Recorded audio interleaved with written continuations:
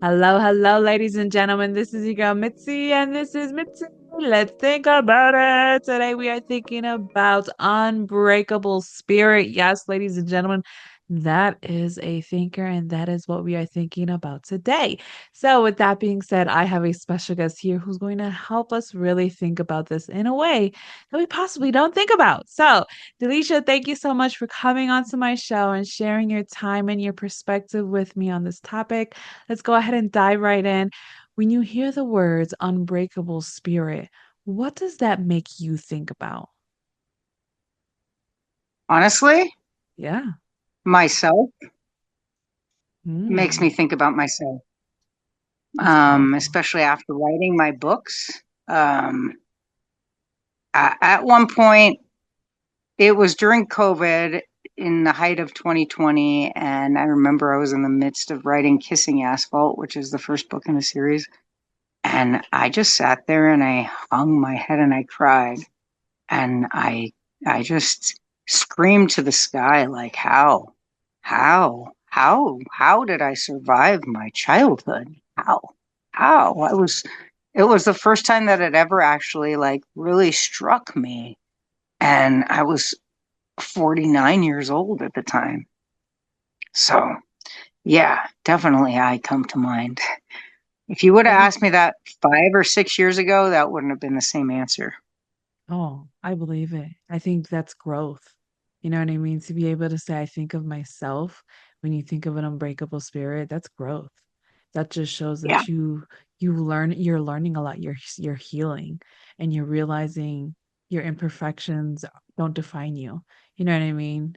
So that's the Completely. beauty of having this unbreakable spirit is that I hope people resonate with what you just said. And I'm so glad that's what you started off with because I think more people need to own that, because sometimes I tell stories about my childhood to people and they're like, Mitzi, what? That's not normal. What is going on? How did you even survive? Like, what? Are you the most functional one in the Right? family? And so it's crazy to think because when you look back and it's like, but that was my normal. You know what I mean? Right. That I was always say you don't know what you don't know until you know it. Exactly. Exactly. And that's the reason why I hold on to common sense isn't common because not everybody's exposed to the same sense, you know what I mean? To the same environment. You know what I mean? Some people have to learn how to survive before they can learn how to relax. You know what I Yep. mean? And I understand Completely. that completely is that there's so many people out there that have been in survival mode since the day they were born. You know what I mean? Since the day they were born, trying to just survive the odds of so many things in front of their obstacles. So I guess for you, I mean, what made it real for you to want to write a book? What made it real that you were like, I can share my story with somebody? Well, and it sounds really cliche, and I've said this on other podcasts before, and I sound like every other inspiring author out there, but there were several psychics in my life over the course of my lifetime that just kept telling me various ones. You need to write a book, and your book is going to be made into a movie. And I'm like, yeah, right, whatever. And you need to write a book about your life. And I'm like, that's not going to happen. I never thought like that's that's not going to happen. I just kind of laughed, like, yeah, right, whatever. My brother made movies for a living, so it wasn't like beyond the scope of reality for me, to be honest. But Yeah. I was just, why? I thought, like, nobody wants to hear about more trauma. Like, who cares about my woe is me crap, to be Yeah. honest? And I'm just like, so I read this book when I was about 48. I listened to it actually on audio, but it was called The Body Keeps the Score by Bessel van der Kolk. Okay. I don't know if you've ever heard of it, but if you have a lot of trauma in your past, you might want to look into it. It was very interesting for me in that I learned a lot. It's all about how your body stores trauma Mm, and how it comes out in a different way. And mm, so, like, for myself, I have suffered from Crohn's disease since I was mm. 23. and I didn't find Mm. out what it was until I was 25. I also have degenerative disc disease in my neck. I have like a lot of issues. I mean, I'm 52 and on disability, 53 now, and on disability. So I'm like, permanent disability. So Wow. I've got a lot of issues in my body. And this book really resonated with me because it was kind of my first aha moment to where I had a lot of trauma in my life. And that it actually like affected me Yeah. because the first chapter of Kissing Asphalt, it's called We're Going to Disneyland. It talks about how I was kidnapped and taken to Baghdad when I was 4 years old by my father. Wow. And that's just the first chapter of the book. So after my mom gets us back, he completely and totally abandons us. So I've got, and this book, The Body Keeps the Score. Every time somebody asks me about that, oh, you were kidnapped. That must have been so traumatic. And I Yeah. just be like, oh, I don't know. I was 4. Like, I don't remember that crap, but Yeah. my Remembers. body remembers, Mhm. and I was like, oh, wow. And then I had done some breath work, Mhm. which was that's part of book 3, The Queen of Silver Linings, which is my healing journey. But I Oh. had done some breath work, and in the breath work session, I realized that during my entire time in Baghdad, I held all of my trauma, all my pain, all my fear. Had so much fear. And I held it all like in my solar plexus area. Yeah. And so I kind of made the connection. And I also made the connection that I had had PTSD for 44 years and that I never really realized it, that I was just in denial. So reading that book was a big healing step for me. Yeah. But it also, what I did is I reached out to them because I saw they were having, like, in 2 weeks from the time I finished the book, they were having this workshop in Okay. Massachusetts. And I reached out to them and asked if I could attend. And apparently they moved a bunch of stuff around for me after reading my letter, which I didn't know till I got there because they're booked up for years.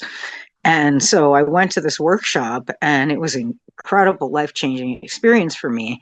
And, I realized after that workshop that I didn't just have trauma, that I actually did have a story to share with people, and that my story is I made it through. And Yeah. not just that I made it through, but I am thriving. I Mm. love life. I'm happy. I'm alone and I'm happy. I don't need somebody else to make me happy. Yeah. I got a great, great life and I am many friends and, a wonderful pet family and I'm happy. And like that's my story. That's my message is that, and that's why I called the series Resilient AF, because we're all resilient and we can Yeah. all make it through anything that life throws our way. And I really Yeah. wanted people to read my book and think like, oh my God, if this woman could make it through this, I can make it through what I'm going through. And there are people who have reached out to me and said, thank you. I never thought about getting therapy. Thank you. I never thought about my little girl who I realize now needs help. And Yeah. it's just like I always said, like, if I could just help one person with my books, it'll make my life worthwhile. And I already have. So it makes me Absolutely. so happy to be able to like, send that message to the world at large. And Yeah. And that's the yeah, beauty of writing is that it allows you to express yourself without fault. You know what I mean? Without any type of real repercussions. Because when you write your story, it's like, yeah, people may misunderstand, may judge you, but those people are irrelevant because they don't have the understanding to grasp the reality of what was actually happened to you and how you're recovering and everything that's going in between and everything that you put into your book. Because as an author, that's your baby. You know what I mean? That's your book is your baby. Your book is like a part of you. It's an attachment of you. And when you release it onto the world and you get those type of responses where it's like, oh wow, thank you. It's like it's rewarding because it's like all you need is just that one. You know what I mean? All you need is just that one person to just remind you that it was worth it. Because if I can save you, then I know I saved everybody else. You know what I mean? Because we don't know who one exactly. person can save and affect in their community. So just doing this is truly an impactful thing. And I also appreciate the fact how this is this is real to you. You know what I mean? This isn't something that you're trying to do for fame or anything like that. This is just because deep down inside, you know that's going to help somebody out there. And I think more people, if they took that step in that vulnerability to write their testimony, to write their stories, we would have better movies. mean, because people love trauma, people love drama, and people Right. love reality. And when people see reality, they gain an understanding, they gain compassion, and we are lacking understanding and compassion in this world. You know what I Oh mean? man, let's And talk so about this that is right now. exactly that's what I'm saying. People need to start thinking about these things in a different way. So I guess my question is, what is a pet peeve of yours? Oh, that's an interesting question. A pet peeve of mine. I mean, I have a lot of, I just realized I have this disorder that I couldn't put my finger on my whole life, which is like a noise issue. Like right now, my dog's chewing on his little chewy that I gave him to make him be quiet, and it's not being quiet. It's driving me crazy. But like noise drives me crazy. But I just found out that it's actually a disorder caused by trauma. It's called misphonia, and my Oh. brother has it as well. And like if Mm. you're talking to him on the phone and he any sort of back, like if he would hear him chewing, if I was talking and I had the phone in my ear, he'd be like, "What is that? Can you shut it up?"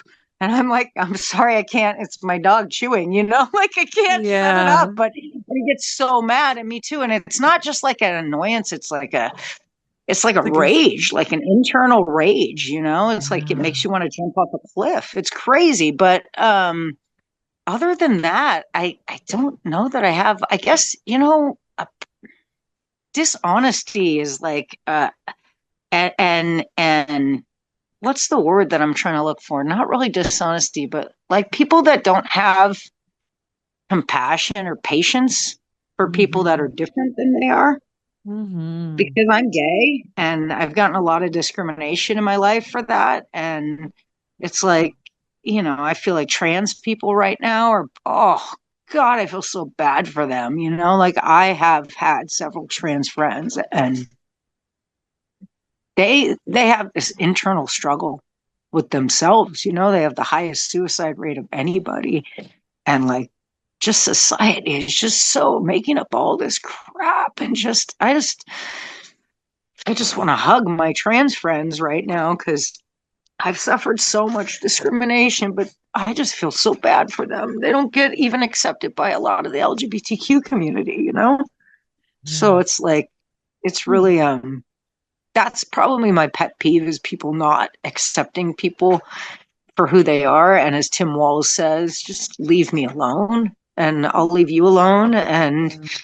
and let's just be who we are and let me be me and I'll let you be you. Yeah.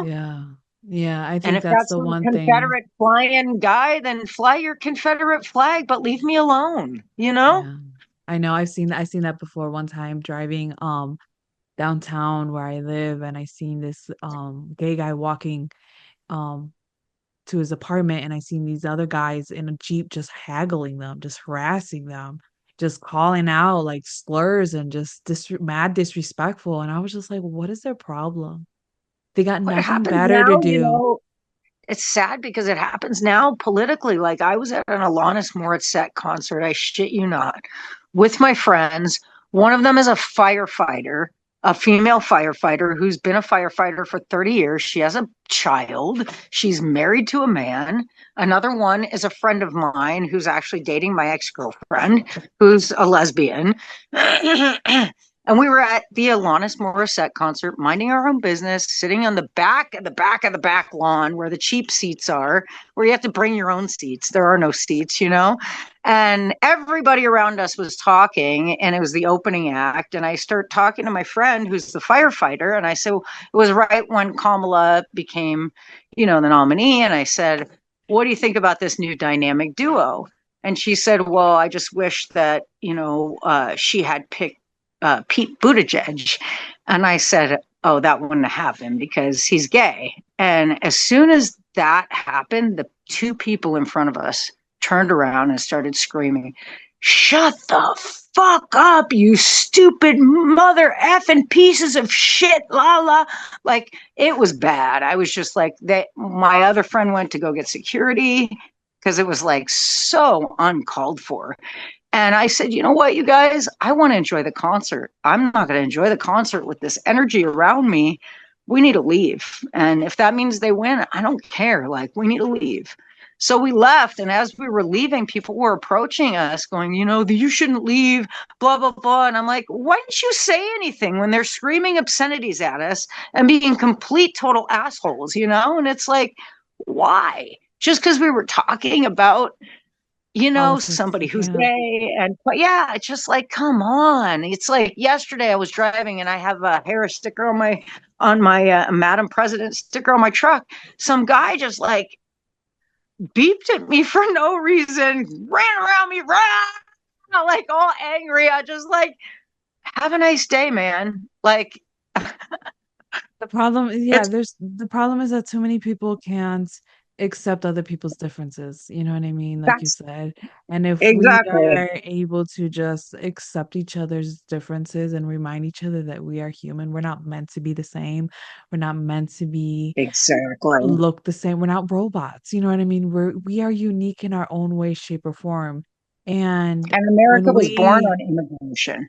yeah, So and we're all different. everyone's an immigrant unless you're actually Native American, you're an immigrant. If your grandparents and grandparents have a story, then that means that you are not originally from here. So it's interesting how Exactly. people forget that concept that at the end of the day, we all want a better dream. We all want a better life for ourselves and the next generation, and that's why we are all here. And it is sad to see that compassion is out the window and empathy and understanding is out the window, but I think it's because division and fear is easier to rile up than compassion and understanding. You know what I mean? Because there's too many heads in the pot and too many hands in the pot. So Right. it's just Yeah. it's very difficult. I mean, let's be honest, we can go have a whole entire segment on this. Oh, big You know what time, I big mean? time. A Yeah. whole No, but entire that segment would on be my this. pet peeve for sure, would be people not accepting other people as they are, because it just causes so much strife and hate, and it's And we're just just no trying to reason love for it. we're just trying to love ourselves in the That's what meantime, it's all and about. having to love ourselves is already hard, so when you try to put yourself in other people's shoes to have them love you, it's difficult. That's one of the reasons why I love that you said that you're single and you're happy and you're thriving, because I wish more people grasp the concept that you can be single and you can be happy and you can find joy in the simplest things and you can find joy within yourself and you can learn to love yourself and That's do things key. that you always wanted to do. I remember in my single season, I was like, you know what, Mitzi? I want to go to the movies and watch a movie. All right, let's go. And I went and I was happy and I ate my popcorn and and Yeah, when I girl. came home, everybody was like, where did you go? I was like, I went to the movies. And like, by yourself? And I was like, yeah. And they were like, why? And I'm like, because it's a thing. It's okay. You know, Exactly. it's okay to eat at a restaurant by yourself. Like I have eaten at a restaurant by myself and enjoyed Oh, my I do it food all the time. by myself. And it's like it's a luxury that people don't understand and they take for granted. And it's truly, truly sad. Okay. So I And, guess you can and have a to that point, too, superpower. traveling by yourself is really something special, I have to say. Oh, it is. It really is. It's actually kind of calming. You know what I mean? It's less stressful as well. Like, because all you really got to worry about is yourself. You know what I mean? And Yep. pay attention to Well, and I think yourself and 30 nobody years else. ago, before cell phones, you were able to also make a lot of new friends and meet a lot of new people. I think it's probably different now, Yeah. but Exactly. You can have actually verbal communications, yeah, conversations. I remember taking a train and in the train from Chicago up to New York, we had conversations. You know what I mean? right? There was no people focused on a tablet. There was no people focused on a phone because people didn't have that at the time. You know what I mean? We had actual conversations in real life situations. So I guess Yeah. these are the lost art forms is critical thinking. People forget how to think critically and just to just really process things. You know what I mean? That's the problem, Another problem to add to the list because there's a lot. There's a lot of problems, let's be honest. You know what I Yes, mean? So, oh my ma'am. goodness. Time is coming to an end. It's escaping us, sadly to say. But what can be some lasting words of wisdom you can leave us off with to keep on thinking? Honestly, be kind. And if uh, if somebody's overweight and you want to scream obscenities at them, think twice because don't you think that they beat themselves up enough? Exactly. You know? And so be kind. And that's all. Like, that's all I could say. I appreciate it because it's simple. Two words, be kind. Yet for some reason Yeah. people can't grasp the concept of being kind. You know what I mean? What was the saying that they used to always say when we were younger? If you don't got nothing nice to say, don't say nothing at Don't say all. anything at all. Yeah. People have lost that concept because they think freedom of speech means no repercussions with their words. And it's like, no, sweethearts, it doesn't work like that. Life has always have repercussions. Oh my goodness. So be Exactly. kind. Goodness Exactly. gracious. If ladies and gentlemen, if you guys want to know more about Delicia and what she has to offer the world so that you can keep on thinking, please check out her website. I have a beautiful photo on my website just right there. And you have access to everything that she has to offer the world so that you can keep on thinking. So with that being said, bye.